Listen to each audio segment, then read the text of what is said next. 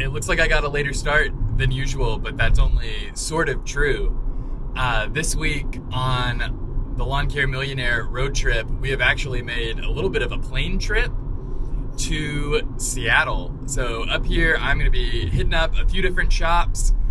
Service Autopilot is having a training session, and I'm up here to get a little bit of video of that. And we are also just going to go see what we can find out about some businesses up here in the Pacific Northwest. So we got some exciting stuff coming up. Stay tuned.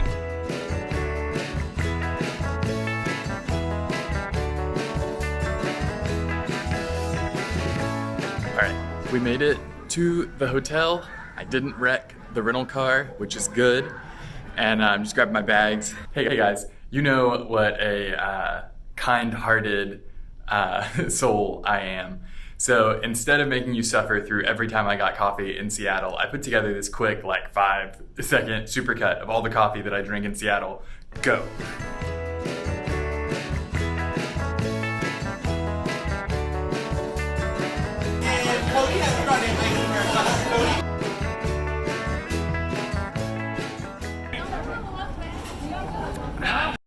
All right, it is 4:30 in the morning.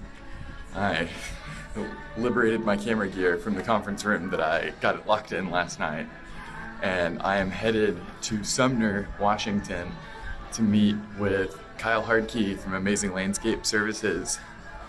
We will be taking a tour of his shop, seeing the efficiencies that they have built into their morning routine. I will see you when we find some coffee.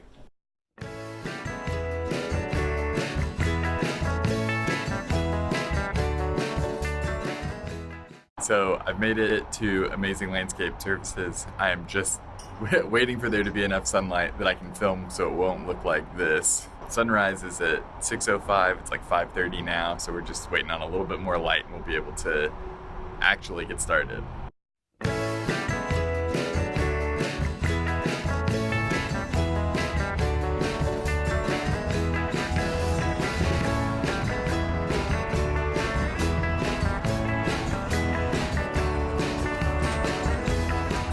So this is our office, actually my office and the bookkeeping office. This is a mobile job shack trailer like you find at any big construction site that they did a few modifications to and added this little office and tweaked it a little bit for us. Funny, kind of not funny story. I got this office about a year and a half ago when I had an in-house office manager and a couple of other people working, and we'll go next door in a few minutes to what we now call the operations office. It's actually a converted travel trailer, so it's super small, wide open. And I came in one day and they were 2 or 3 people talking back and forth over the top of each other about a 1-minute conversation that turned into 10 because they were all on top of each other. And so I decided we got to make a change. And so I found this office trailer to rent and had them put this little bookkeeping office in, and this is where my office manager was going to sit, and we're going to have this small conference room so when people came in for interviews and whatever, we'd have a space to do that. Well, within a month or so, this thing getting delivered, our office manager left, and we decided to go virtual on our office management. So this is our office manager's desk, but she's actually in Georgia, and Peggy works remotely. And so does our bookkeeper. He worked remotely, but he has a space with our desktop set up and comes in once in a while and picks up paperwork. This is the space. My office is in the back, but yeah, this is kind of a crazy, funny, not funny spot that is way bigger than what we need, but it's kind of what we got for right now. This is our scrum board for me and Leo and Jose. This is where we talk through, our project. So how often do you meet to talk about this board? In the off season, we meet frequently. So we do have weekly meetings. Every Wednesday morning at 6, Leo and Jose and I, our leaders, we meet, go over just a general meeting. It's more of like a off-season projects that we use it to manage the... During the busy season, how much of your scrum board is go follow your route. Yeah, do what you need to do. Get the work done. And so this is more to help us manage the extra projects or the work around the shop here or the get such and such organized. And then this is my office. Nothing special. It's a flat spot to work and lay out all my papers and stuff. the whiteboard here, I throw ideas up there, and then I get back to them later. Are you pretty mobile as far as where you like sit down and work on your computer from? Yeah, so I use the laptop, and so I take it with me everywhere I go in my backpack, and it's nice and easy for me to take it in the other office if the guys are working next door and they have some questions. I can just grab the laptop and go work with them. I take it in the truck with me.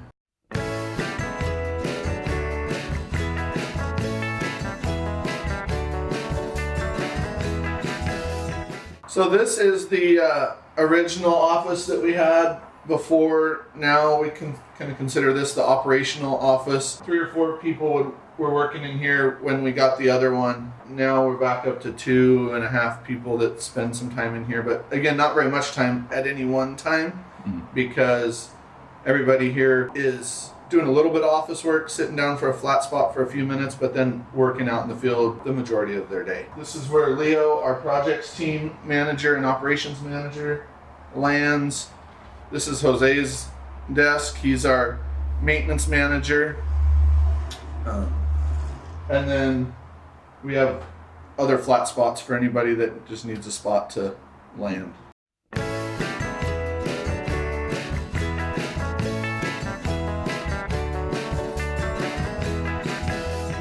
So this is our shop. We have Dale as our mechanic, gas fuel up guy, oil change. He comes in Wednesdays, Fridays, Saturdays, and Sundays, and works on equipment when the guys aren't here. And as much as is possible. Our guys work 6 days a week, so he has to juggle a lot of that, but a lot of it's available for him on Sunday. We store our bigger mowers in here that don't fit in the shipping containers outside. That's where we keep our small handheld stuff. The bathroom's in here. The guys kind of meet and converge in here in the morning and get their routes and schedules before they head out. Oh, we have in the back there, we have that little room that we lock up kind of specialty tools and some of the smaller handheld tools before we give them out to the crew.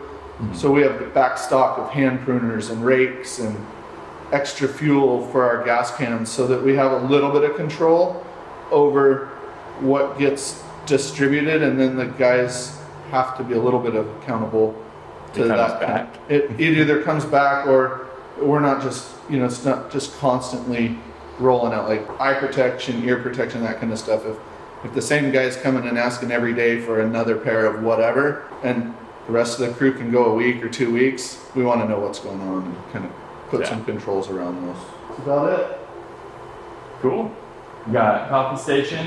Yeah, one of the guys that gets here early will come make coffee. We park a couple trucks in here just to keep as you saw from outside parking, and you'll see when the crew starts to get here, this lot gets really small really fast with everybody parking their personal cars and moving around work trucks and stuff like that. So we park a couple work trucks in here just to conserve space out there. Raphael gets here in the morning an hour early. He starts to open things up, takes all the equipment out of the container and loads them on the trailers, loads the trucks for the crews in the morning. And then somewhere 6:30ish, Jose and Leo, our managers, will get here and they'll start to put the routes together for the team, make sure any small details are ready for them. I get here about that time, and oftentimes we'll do some work in my office and kind of get caught up on some of the stuff that happened over the afternoon and evening. The team will get here and they'll start making coffee. The crew's work time starts at 7 o'clock. So any of that trickle-in time is on their own. They want to visit, hang out, get ready to go. Our intent is that at 7, the trucks start rolling out the driveway. Between 7 and 7:08. I like to say at 7:08 we're out the gate. It doesn't always work that way, but we try. And then our projects team, they start at 7:15. We noticed there was a big bottleneck and people kind of in each other's space too much when the maintenance guys are getting rolling out the driveway, and then the projects guys were getting extra tools, or they're a little more cumbersome to get out the door.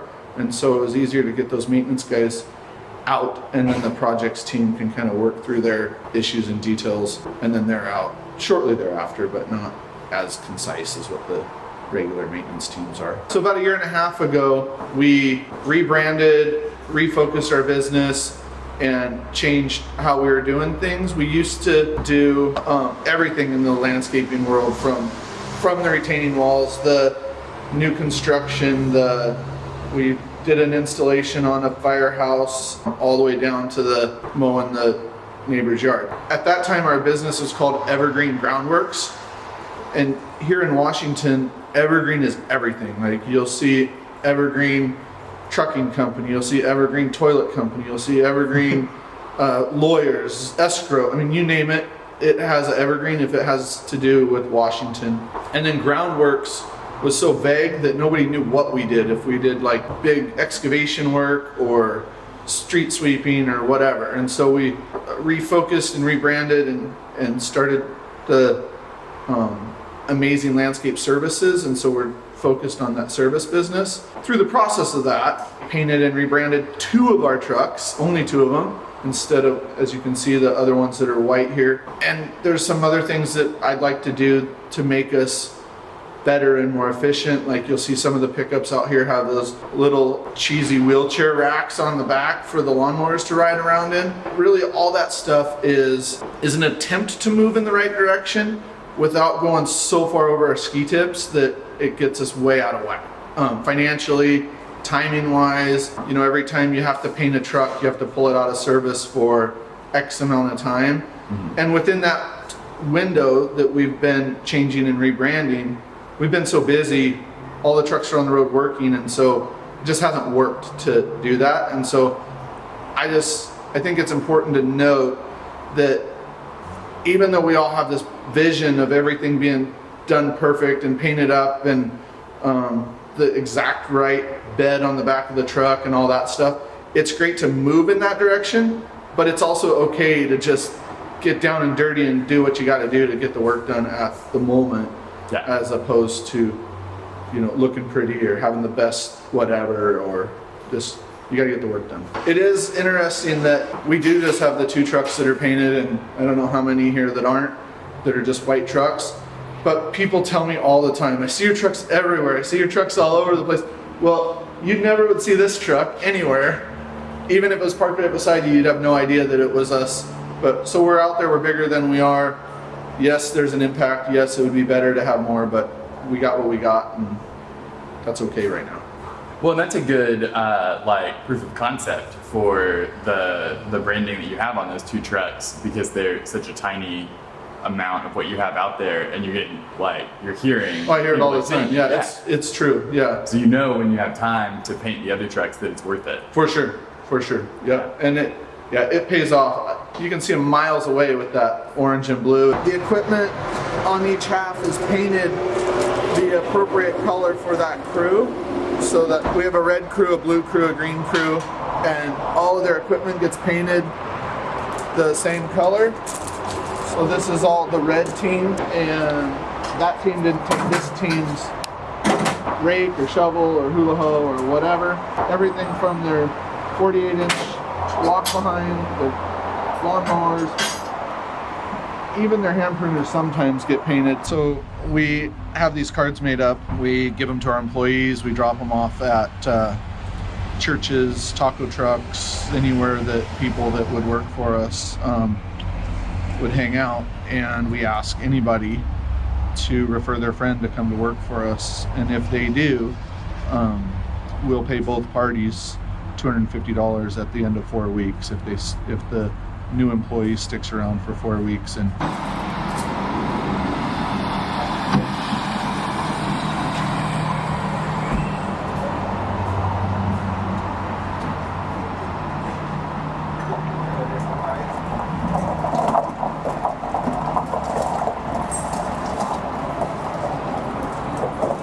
out the gate. They made it out the gate at 7:08. There we go.